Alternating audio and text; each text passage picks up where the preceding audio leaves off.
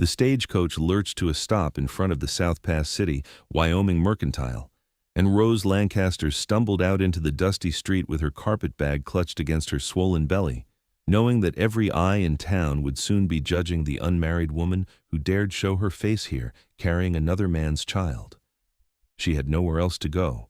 Her father had thrown her out of their Philadelphia home 3 months ago when he discovered her condition, and the man who had promised to marry her, a smooth-talking gambler named Charles Wickham, had disappeared the moment she told him about the baby.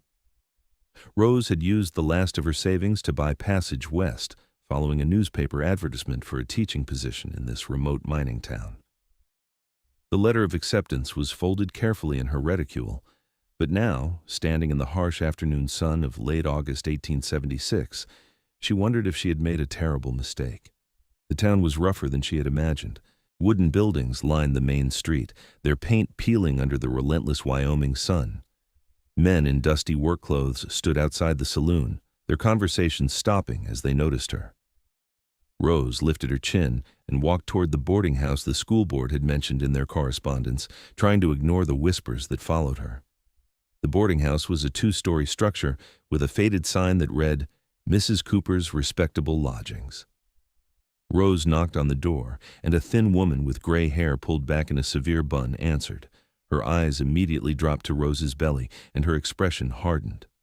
"I am Rose Lancaster," Rose said, trying to keep her voice steady. "The school board arranged for me to stay here. I am the new schoolteacher." Mrs. Cooper's lips pressed into a thin line. "The school board did not mention your condition." "I am perfectly capable of teaching," Rose said, her cheeks burning. "This is a respectable establishment," Mrs. Cooper said.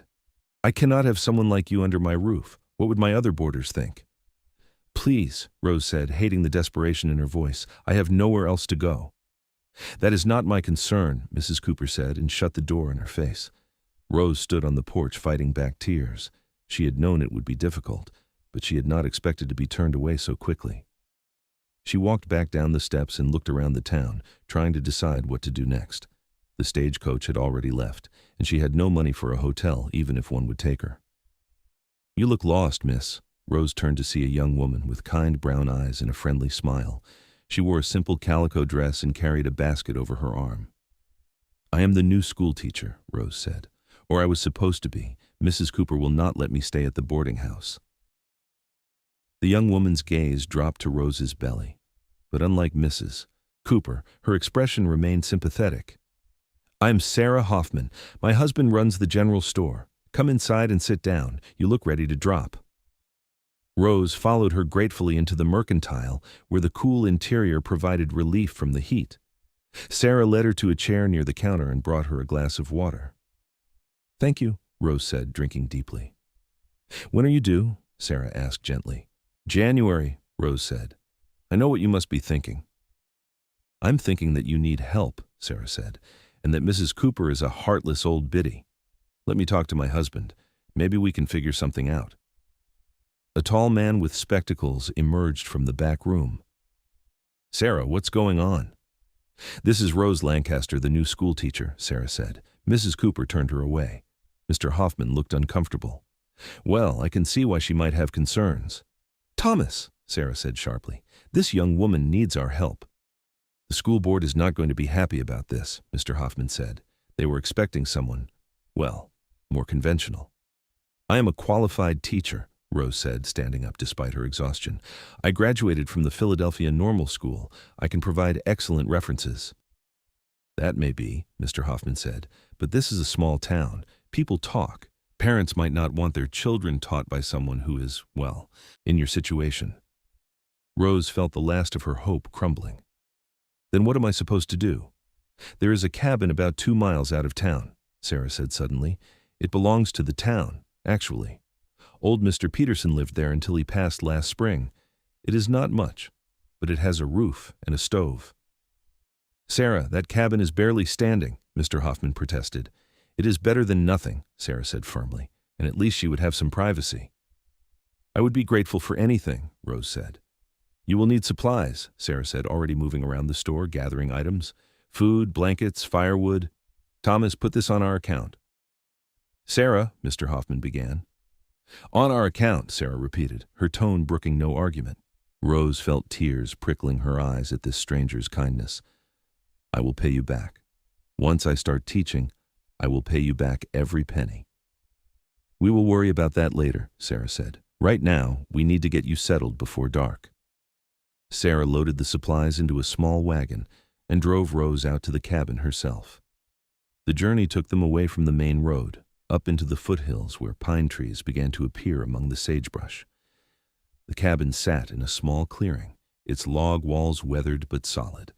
As Mr. Hoffman had said, it was not much, but the roof appeared intact, and there was a stone chimney on one side. It needs a good cleaning, Sarah said as they carried the supplies inside. But it is sound enough. The interior was a single room with a narrow bed frame in one corner, a small table, 2 chairs, and a cast-iron stove. Dust covered everything, and there were signs that mice had been using the place as a home. I have a broom and some rags here, Sarah said. Let us at least get the worst of it cleaned up before I leave you. They worked together for the next hour, sweeping out debris, wiping down surfaces, and making the bed with the blankets Sarah had brought. By the time they finished, the cabin looked almost habitable. I will come check on you in a few days, Sarah said, and I will talk to the school board about your position. Maybe I can smooth things over. Thank you, Rose said, embracing her impulsively. You have been so kind. We women have to look out for each other, Sarah said, especially out here. After Sarah left, Rose sat down at the table and allowed herself to cry. She cried for her lost innocence, for the father who had disowned her, for the man who had betrayed her, and for the uncertain future that stretched ahead. But she also cried with relief that she had found at least one friend in this harsh place, and that she had a roof over her head, however humble. That night, she lay in the narrow bed, feeling the baby move inside her, and wondered how she would manage. She had enough supplies to last a week or two, but after that, she would need money. If the school board refused to hire her, she did not know what she would do. The next morning, Rose woke to the sound of an axe striking wood. She sat up quickly, disoriented and frightened. Through the small window, she could see a man splitting logs near the tree line. He was massive, with broad shoulders and arms thick with muscle. His dark hair fell past his collar, and he wore buckskin trousers and a simple cotton shirt with the sleeves rolled up. As she watched, he brought the axe down with effortless power, splitting a log cleanly in two. Rose got up and opened the door cautiously. The man turned at the sound, and she saw a strong, weathered face with several days' worth of beard and eyes the color of a mountain lake. "Who are you?" she called out, trying to sound braver than she felt. "Oh, Warren Strickland," he said, his voice a deep rumble. "I have the claim up the mountain. Sarah Hoffman asked me to check on you and bring you some firewood." "Oh," Rose said, relaxing slightly. "That was kind of you." He went back to splitting logs, and Rose watched from the doorway, fascinated despite herself by the easy strength with which he worked. After a while, he carried an armload of wood to the cabin and stacked it neatly beside the door. "You should have enough here for a few weeks," he said. "If you need more, follow the creek up the mountain about a mile. You will see my cabin." "Thank you," Rose said. "I'm Rose Lancaster." He nodded, his gaze dropping briefly to her belly before returning to her face. Unlike the others in town, his expression showed no judgment, only a kind of quiet acceptance. "You should not be out here alone," he said. "It is not safe." "I do not have much choice," Rose said, lifting her chin defensively. "I am not criticizing," he said, "just stating a fact. There are bears in these woods, and sometimes men worse than bears. If you need help, fire 3 shots from a rifle. I will hear it and come." "I do not have a rifle," Rose admitted. Warren walked back to his horse, which was tied to a tree at the edge of the clearing, and returned with a rifle and a box of ammunition. "Take this. Do you know how to shoot?" "My father taught me when I was young," Rose said, taking the rifle hesitantly. "Good," he said. "Remember, 3 shots if you need help." He mounted his horse and rode away without another word, leaving Rose standing in the doorway with the rifle in her hands, wondering what kind of man would give a weapon to a stranger without asking for anything in return. Over the next few days, Rose worked to make the cabin more livable. She scrubbed every surface, patched the cracks between the logs with mud and moss, and even managed to plant a small vegetable garden using seeds she found in one of the supply bags Sarah had packed. The work was exhausting, especially in her condition, but it kept her from dwelling too much on her uncertain future. Sarah visited 3 days later, bringing more supplies and news from town. "The school board met yesterday," she said, her expression apologetic. "They decided not to hire you. I'm so sorry, Rose. I tried to change their minds, but they said it would be inappropriate." Rose had expected this, but it still hurt to hear it confirmed. "What will I do?" "You could take in sewing," Sarah suggested. "Some of the ladies in town might hire you for needlework, and I will buy eggs and vegetables from you if you can get some chickens and expand that garden." "That is kind, but it will not be enough," Rose said, her hand resting protectively on her belly, "not with a baby coming." "Something will work out," Sarah said, with more confidence than Rose felt. "You just have to have faith." After Sarah left, Rose sat on the porch and looked out at the mountains, feeling the weight of her situation pressing down on her. She had been foolish to come here thinking everything would work out. She was alone, pregnant, and now without means of support. The baby kicked as if sensing her distress, and Rose placed both hands on her belly. "I will take care of you," she whispered. "Somehow, I will take care of you." A week passed, and then another. Rose lived on the supplies Sarah had brought and the few vegetables that were beginning to grow in her garden.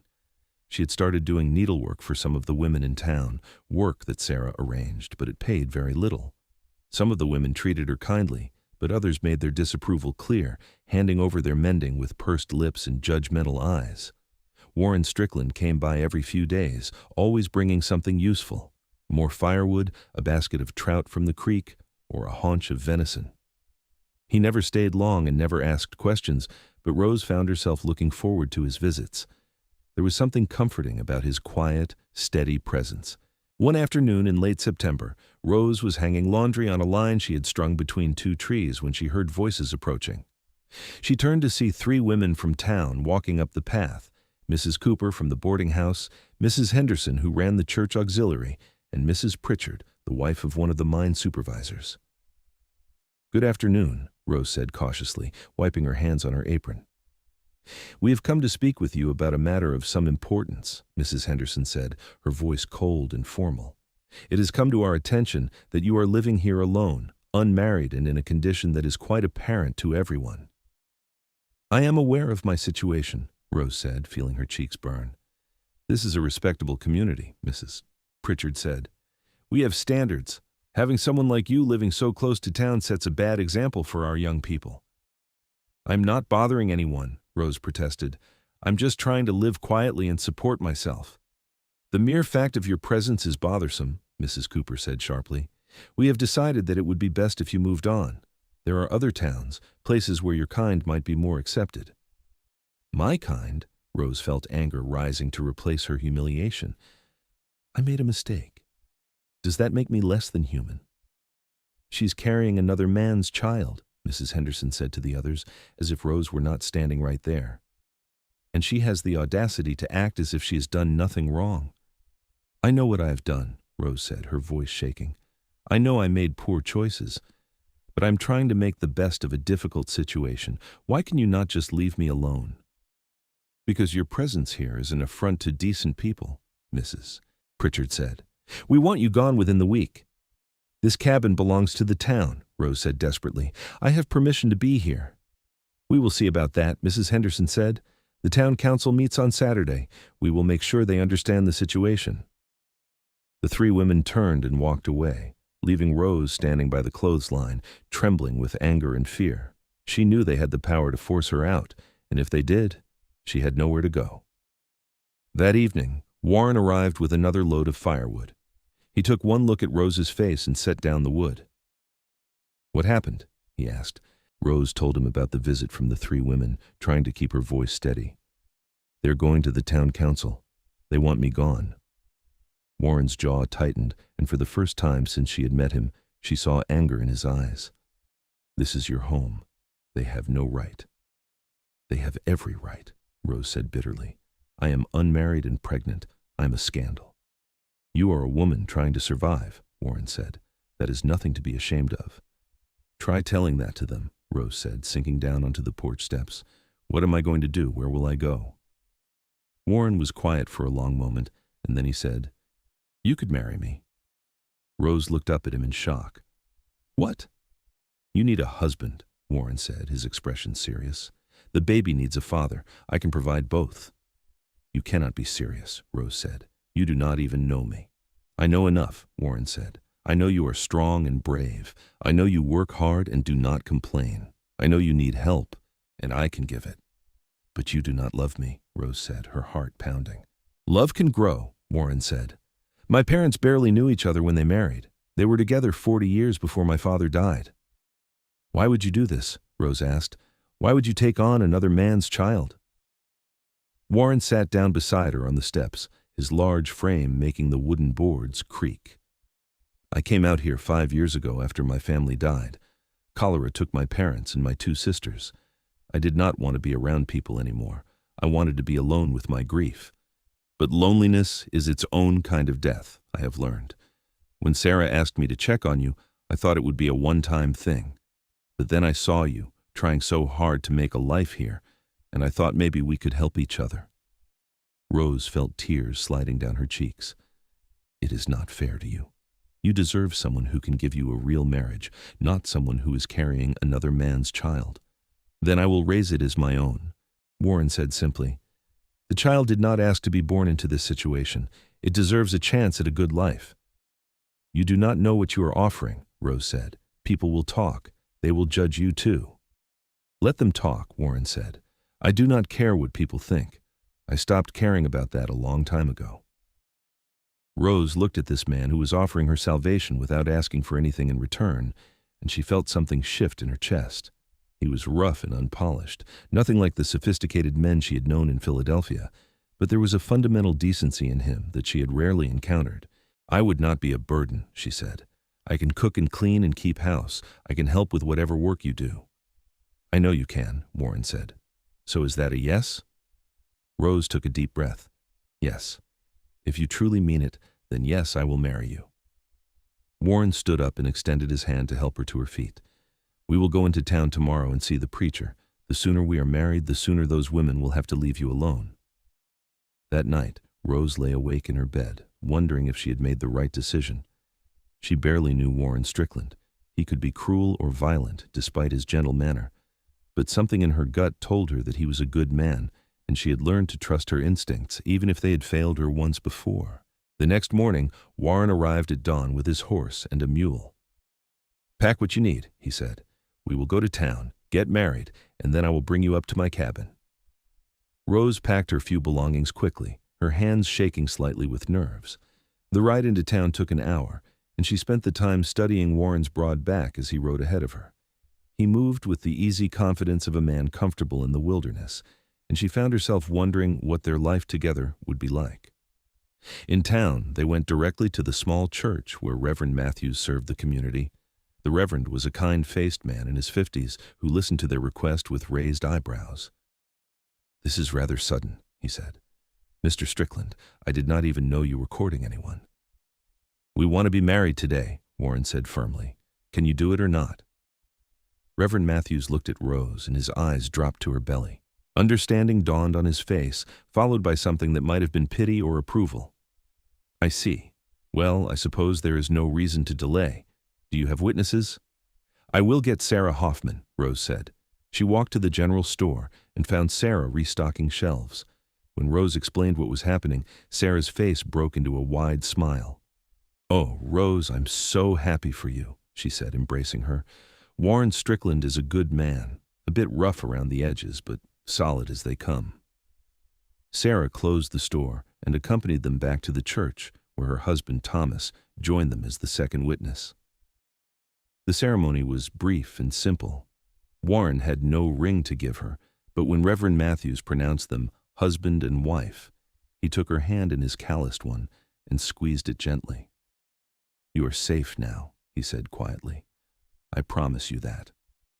They filed the marriage certificate at the town hall, and Rose saw the clerk's eyes widen when he read the names. By evening, she knew, the whole town would know that Warren Strickland had married the fallen woman from Philadelphia. Warren took her to the general store to buy supplies. Get whatever you need, he said, fabric, thread, anything that will make the cabin more comfortable. Sarah helped her select items including several yards of calico and muslin, a new kettle, and some additional blankets. Warren paid for everything without comment, though Rose saw him wince slightly at the total. "I will make it up to you," she said as they loaded the supplies onto the mule. "You are my wife now," Warren said. "What is mine is yours." The ride up to Warren's cabin took nearly 2 hours. The path was steep and rocky, following the creek that tumbled down from the mountains. As they climbed, the pine trees grew thicker, and the air became cooler and fresher. Finally, they emerged into a clearing where a log cabin sat with its back to the mountain. It was larger than the one Rose had been living in, with glass windows and a covered porch. Smoke rose from the stone chimney, and she could see a small barn behind the cabin. "I built it myself," Warren said, dismounting and helping her down from the mule. "It is not fancy, but it is solid." Inside, the cabin was divided into 2 rooms. The main room held a stone fireplace, a table with 4 chairs, a hutch with dishes, and a comfortable-looking chair near the hearth. A doorway led to a smaller room that contained a large bed covered with a quilt and a chest of drawers. "It is wonderful," Rose said, and she meant it. After the tiny drafty cabin she had been living in, this felt like a palace. "You can change anything you want," Warren said, setting down her bag. "Make it feel like home." They stood awkwardly in the main room, suddenly aware that they were married strangers who would be sharing this space. Warren cleared his throat. "I will sleep out here by the fire," he said. "You take the bedroom. I want you to be comfortable." "Warren, you do not have to do that," Rose said. "It is your home." "You are carrying a child," Warren said. "You need proper rest. We can figure out other arrangements later." Rose felt a rush of gratitude for his thoughtfulness. "Thank you." Over the next few weeks, they settled into a routine. Warren rose before dawn to check his traps and tend to his small herd of goats that he kept for milk and meat. Rose cooked and cleaned and began making curtains for the windows. They spoke little at first, both unsure of how to navigate this strange new relationship, but gradually they began to share more. Rose learned that Warren had been a blacksmith in Ohio before his family died, and that he had come west to trap and hunt, selling pelts to traders who came through in the spring and fall. He was skilled with his hands, and she watched with fascination as he repaired tools, tanned leather, and crafted furniture from the logs he cut. Warren learned that Rose had been a promising student who had dreamed of being a teacher, and that she loved to read. He brought down boxes of books that had belonged to his mother, and Rose devoured them gratefully, reading aloud in the evenings while Warren worked on his various projects. One evening in late October, as the first snow began to fall, they sat by the fire after supper. Rose had been sewing a shirt for Warren, and she set it aside to rest her aching back. "Are you feeling all right?" Warren asked, looking up from the leather harness he was mending. "Just tired," Rose said. "The baby's been active today." Warren hesitated, then said, "May I?" He gestured toward her belly. Rose felt her cheeks flush, but she nodded. Warren moved to sit beside her on the bench, and she took his hand and placed it on her rounded stomach. They sat in silence for a moment, and then the baby kicked hard against his palm. Warren's face broke into a smile, the first real smile she had seen from him. "That is strong," he said. "He or she has been keeping me awake at night," Rose said, laughing. Warren left his hand there for a moment longer, and when he looked at her, there was something new in his eyes, something warm and tender. "You're going to be a good mother," he said. "I hope so," Rose said softly. "I'm frightened sometimes. What if I do not know what to do?" "You will figure it out," Warren said, "and I will help you." As winter closed in, they grew closer. The harsh weather forced them to spend long hours inside together, and they talked about everything, their childhoods, their dreams, their fears. Rose told him about Charles, the man who had betrayed her, and Warren listened without judgment. "He was a fool," Warren said when she finished. "He did not deserve you." Rose also told him about her father's rejection, and she saw anger flash in Warren's eyes. "A real father does not abandon his child," Warren said, "no matter what." "He was so angry," Rose said. "He said I had brought shame on the family." "You made a mistake," Warren said. "You are human. Anyone who cannot forgive that is not worth your tears." His words eased something in Rose's heart that she had not realized was still wounded. Slowly, carefully, she found herself falling in love with her husband.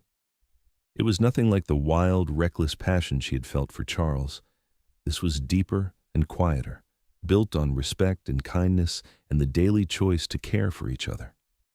She saw it in the way Warren always made sure she had the warmest seat by the fire, in how he brought her wildflowers he found while checking his traps, in the way he talked to her belly, telling the baby about the mountains and the animals as if it were already a beloved member of their family.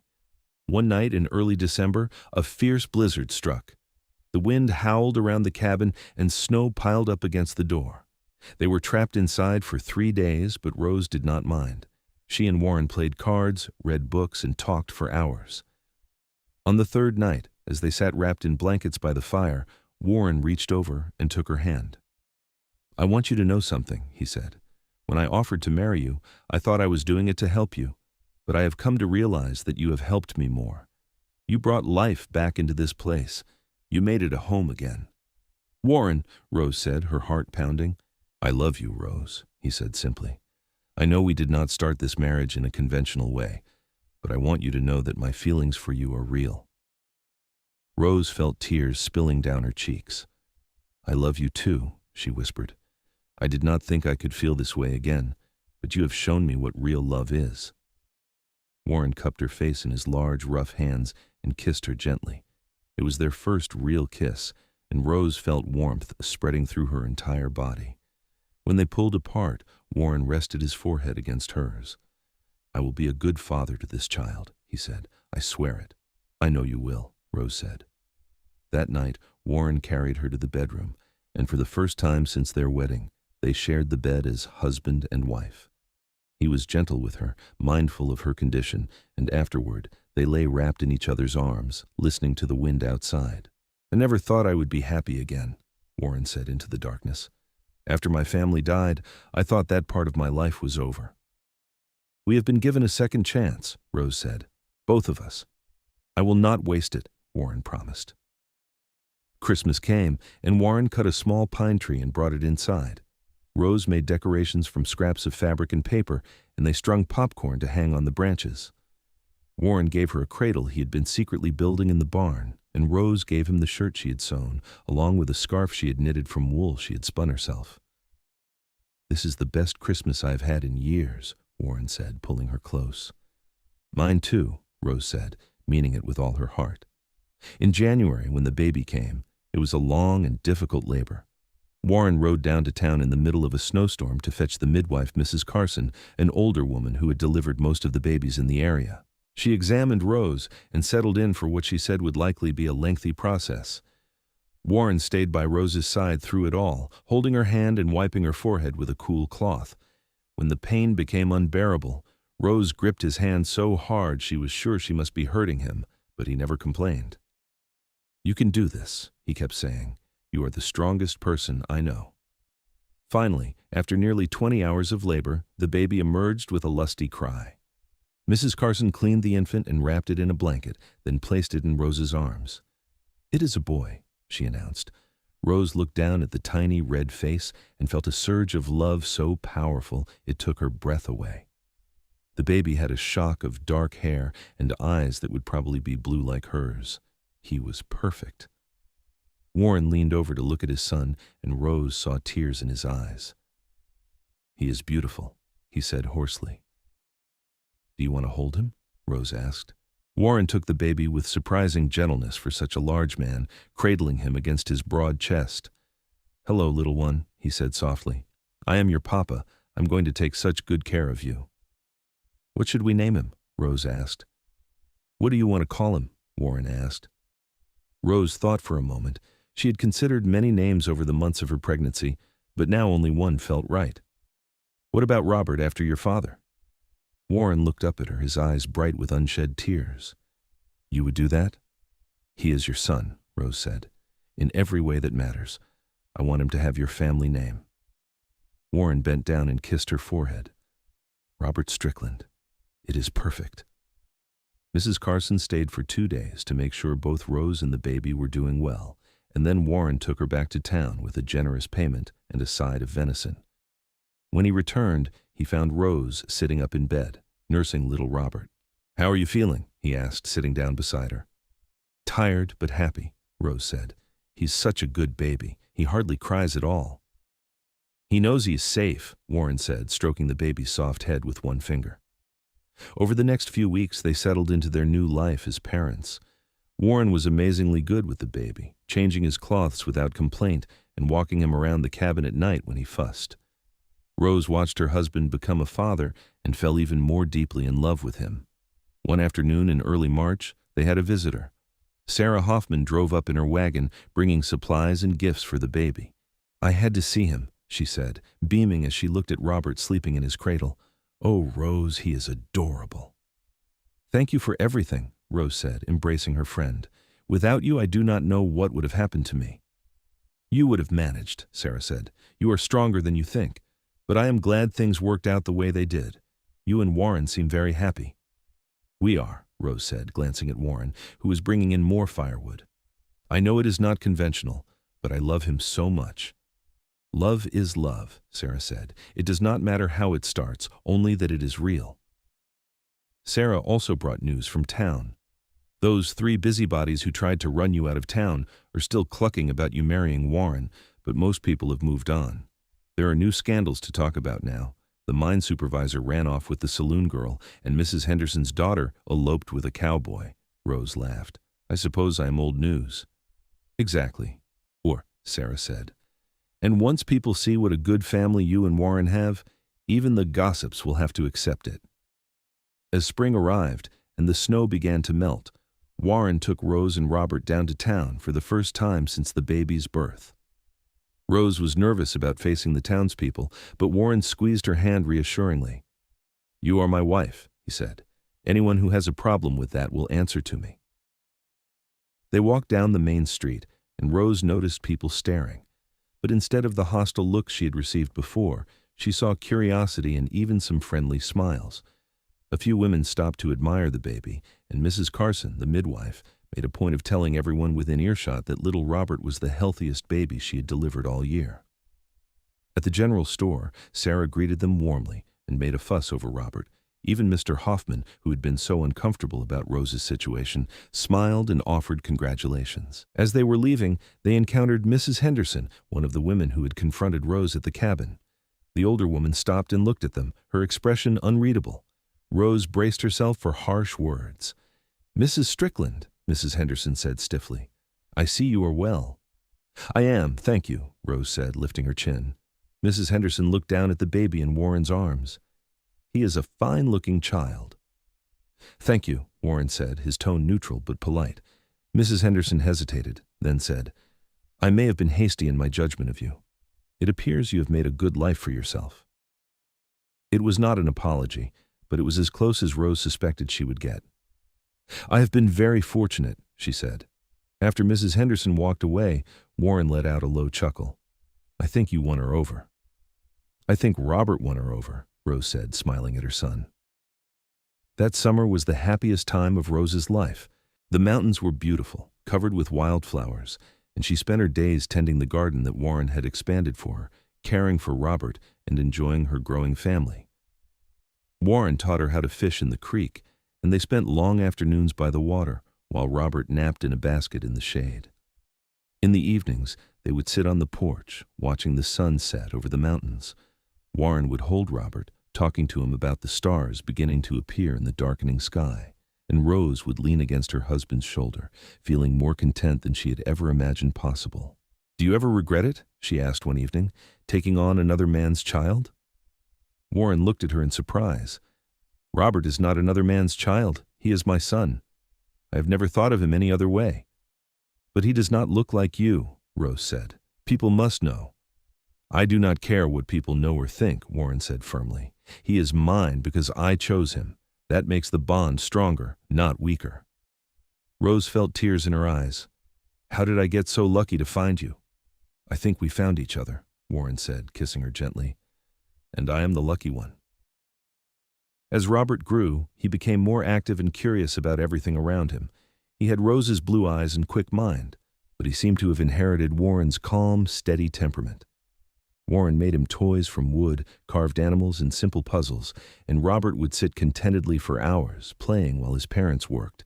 One day in early autumn, when Robert was 8 months old, Warren came home from checking his traps with a serious expression. "What is wrong?" Rose asked immediately. "There was a man poking around the old cabin where you used to live," Warren said. "He was asking questions about you in town." Rose felt her blood run cold. "What kind of questions?" "Your name, whether you were still in the area," Warren said. "Sarah said she told him you had moved away, but he seemed determined to find you." "Did she say what he looked like?" Rose asked, her hands starting to shake. "Tall, well-dressed, fancy talker," Warren said, watching her face. "Rose, do you know who he is?" "It sounds like Charles," Rose whispered. "The man who got me pregnant and then abandoned me." Warren's expression darkened. "What would he want after all this time?" I do not know," Rose said, clutching Robert to her chest. "Maybe he heard I had the baby. Maybe he wants to cause trouble." "He will not get near you or Robert," Warren said firmly. "I promise you that." Over the next few days, Warren made inquiries in town and learned that the man had been staying at the hotel but had left after Sarah misdirected him. Rose began to relax, thinking perhaps Charles had given up and moved on. But one afternoon, while Warren was out hunting and Rose was hanging laundry with Robert playing at her feet, a well-dressed man emerged from the tree line. Rose recognized him immediately. Charles Wickham looked much as he had in Philadelphia, handsome and charming, though there were new lines around his eyes and mouth. "Rose," he said, smiling as if they were old friends. "I finally found you." Rose grabbed Robert and backed toward the cabin. "What do you want, Charles?" "Is that any way to greet the father of your child?" Charles said, moving closer. "I have been looking for you for months." "You lost the right to call yourself his father when you abandoned me," Rose said, her voice shaking with anger. "Now leave. You are not welcome here." "I have had a change of circumstances," Charles said. "My uncle died and left me a considerable inheritance. I am in a position to support you and the boy now. I came to make things right." "Make things right?" Rose repeated incredulously. "You left me pregnant and alone. I lost everything because of you." "I know, and I am sorry," Charles said, and he actually sounded sincere. "I was a coward, but I want to make amends. Come back to Philadelphia with me. We can get married, give the boy a proper home." "I'm already married," Rose said, holding up her left hand to show the simple gold band Warren had bought her in the spring. "And Robert has a proper home," Charles's eyes narrowed. "You married someone else? Who?" "My husband," Rose said, "a good man who has been more of a father to Robert in 8 months than you ever would have been." "So some mountain man took advantage of your desperate situation," Charles said dismissively. "That's not a real marriage. Come with me, Rose. I can give you everything. A nice house, servants, a place in society." "I have everything I need," Rose said. "Now leave before my husband comes back." "Your husband?" Charles laughed. "What is he going to do? He's probably some uneducated brute who cannot even read." "I can read just fine." They both turned to see Warren standing at the edge of the clearing, his rifle held loosely in one hand. He must have heard voices and come back quietly. His expression was calm, but Rose recognized the dangerous glint in his eyes. "Who are you?" Charles demanded, trying to sound authoritative. "I am her husband," Warren said, moving to stand beside Rose, "and you need to leave, now." "This is ridiculous," Charles said. "Rose, be reasonable. This is no life for you or my son. Come back to civilization with me." "He is not your son," Warren said, his voice low and cold. "He is mine. I was there when he was born. I held Rose's hand through 20 hours of labor. I was the first person to hold him. I am the one who gets up with him at night when he cries. You are just a stranger." "I am his blood father," Charles protested. "Blood does not make you a father," Warren said. "Being there does. Loving him does. You are nothing to him and nothing to my wife. Now get off my land before I make you." Charles looked at the rifle in Warren's hands and seemed to reconsider his position. "You will regret this, Rose. You are throwing away a chance at a real life." "I have a real life," Rose said, moving closer to Warren. "I have a real family, something you would not understand." Charles stared at them for a long moment, then turned and walked back into the trees. They waited until he was out of sight before Rose sagged against Warren, trembling. "He is gone," Warren said, wrapping his free arm around her. "He will not come back." "How do you know?" Rose asked. "Because he is a coward," Warren said. "He only came because he thought he could swoop in and be a hero. But he saw that you do not need saving. You have already built a good life. Men like him do not fight for things. They only take what is easy." "What if he tries to claim Robert legally?" Rose asked, voicing her deepest fear. "What if he says we are not really married, or that he has rights?" "We are legally married, and I have been Robert's father since the day he was born," Warren said firmly. "No judge would take a baby from his home and give him to a stranger.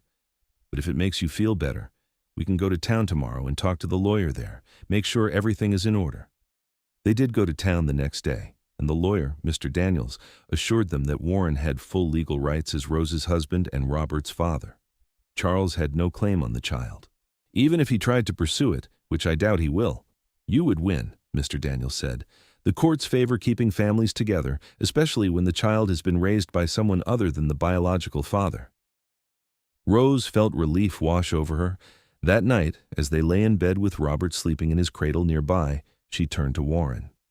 "Thank you," she said, "for protecting us, for loving us." "You do not need to thank me," Warren said, pulling her close.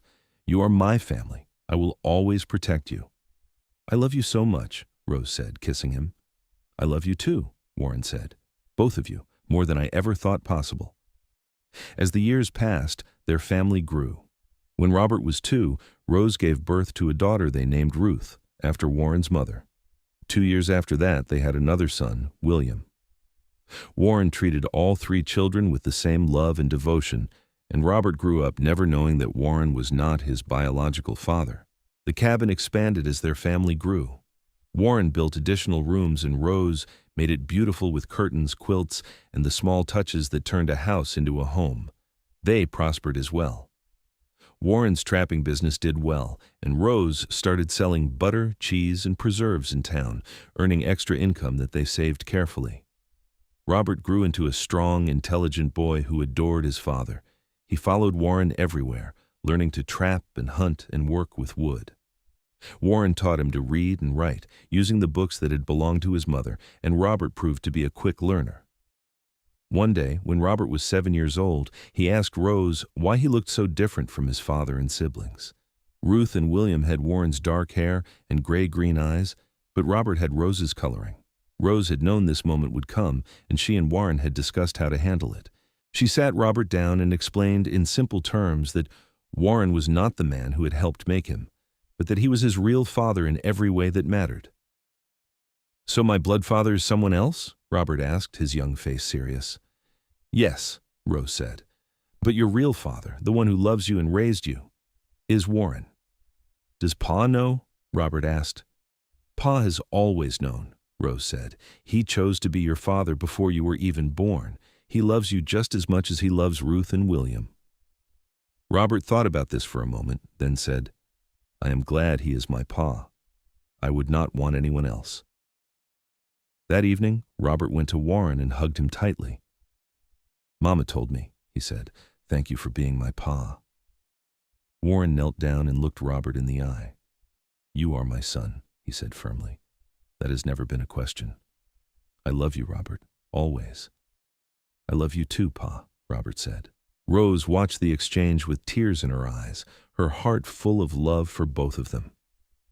As the children grew older, the family became well respected in the community.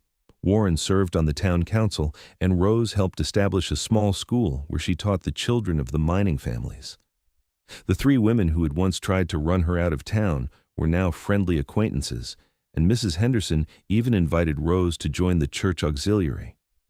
On their 10th wedding anniversary, Warren surprised Rose by taking her to Denver for a week, leaving the children with Sarah and Thomas Hoffman. It was the first time they had been alone together since Robert was born, and they enjoyed the time to reconnect and remember why they had fallen in love. "Do you remember how we met?" Rose asked as they walked through the city streets. "How could I forget?" Warren said, taking her hand. "You were the bravest person I had ever seen, trying to make a life in that old cabin." "I was terrified," Rose admitted. "I thought my life was over." "Instead, it was just beginning," Warren said. "Both of our lives were." "I never thought I would be this happy," Rose said. "After everything that happened, I thought I did not deserve happiness." "Everyone deserves happiness," Warren said, "and you have earned yours. You took a terrible situation and made something beautiful out of it." "We made something beautiful," Rose corrected. "I could not have done it without you." When they returned home, the children ran out to greet them, and Rose felt her heart swell with joy. This was her family, built not on convention or blood, but on love and choice and commitment. Years continued to pass. Robert grew into a fine young man who inherited both Rose's intelligence and Warren's strength of character. When he was 18, he left to attend college in Denver, determined to become a lawyer. Ruth proved to have a gift for music and art, and William showed signs of following in Warren's footsteps as a skilled craftsman. When Rose was 45 and Warren 52, they became grandparents for the first time. Robert had married a lovely young woman named Catherine, and they had a son. Robert brought his new family to meet his parents, and Rose watched as Warren held his grandson with the same gentleness he had shown holding Robert all those years ago. "Thank you, Pa," Robert said quietly to Warren, "for everything you gave me, for showing me what it means to be a good father." Warren's eyes were misty. "You were always easy to love, son." That night, as Rose and Warren sat on the porch watching the sun set over the mountains, Rose reflected on the journey that had brought them here. She had arrived in South Pass City alone, pregnant and desperate, believing her life was over. Instead, she had found love, family, and a home in the mountains with a man who had taught her that family was not about blood or convention, but about choosing to love and be loved. "What are you thinking about?" Warren asked, noticing her thoughtful expression. "Everything," Rose said. "How far we have come. How lucky I am." "We are both lucky," Warren said, pulling her close. "We found each other when we both needed someone most." "Do you ever wonder how different our lives would have been if I had not come here?" Rose asked. "Sometimes," Warren admitted. "But then I look at our life, our children, our grandchildren, and I know that everything happened exactly as it was supposed to. You were meant to come here. I was meant to find you. We were meant to build this life together." "I love you," Rose said, resting her head on his shoulder. "I will always love you." "And I will always love you," Warren said, kissing the top of her head. "You and Robert and all of our family. That will never change." As darkness fell and stars began to appear in the vast Wyoming sky, Rose felt a profound sense of peace. Her life had not turned out the way she had planned, but it had turned out better than she could have imagined. She had learned that love came in many forms, that family was built through choice and commitment, and that even in the darkest moments, there was always hope for a new beginning. The mountain wind whispered through the pine trees, carrying with it the sounds of the creek and the distant call of an owl. Inside the cabin, their children and grandsons slept safely, surrounded by love. And on the porch, Rose and Warren sat together, two people who had found each other against all odds and built something beautiful in the wilderness. Many years later, when Rose was an old woman with silver hair, and Warren had passed peacefully in his sleep at the age of 78, she would tell her grandchildren and great-grandchildren the story of how she came to Wyoming pregnant and alone, and how a mountain man with a big heart had offered to raise another man's child as his own. That is true love," she would tell them. "Not the kind you read about in fairy tales, but the real kind. The kind that chooses you and keeps choosing you every single day. The kind that sees you at your worst and loves you anyway. Your grandfather taught me that love is not about where you come from or what mistakes you have made. It is about who you choose to be and who you choose to stand beside." Robert, now a successful lawyer with children and grandchildren of his own, would sit beside her and hold her hand, grateful every day for the father who had chosen to love him before he was even born. And when Rose finally passed away at the age of 83, surrounded by the family she and Warren had created, her last thoughts were of that first moment she had seen him splitting logs in the clearing, the mountain man who had changed her life forever. The cabin still stood in the mountains, maintained by the family as a reminder of where their story began. And on warm summer evenings, when the family gathered there for reunions, they would sit on the porch and tell the story of Rose and Warren, keeping alive the legacy of two people who had proven that love was stronger than judgment, that family was built on choice, and that even in the harshest wilderness, hope could bloom and flourish. Their story became a beacon for the generations that followed, a reminder that no matter how dark things seemed, there was always the possibility of redemption, second chances, and the transformative power of unconditional love. The Wild West had been their harsh beginning, but it became the foundation for a love story that would endure through the ages, inspiring their descendants to choose love over judgment, acceptance over condemnation, and family over convention.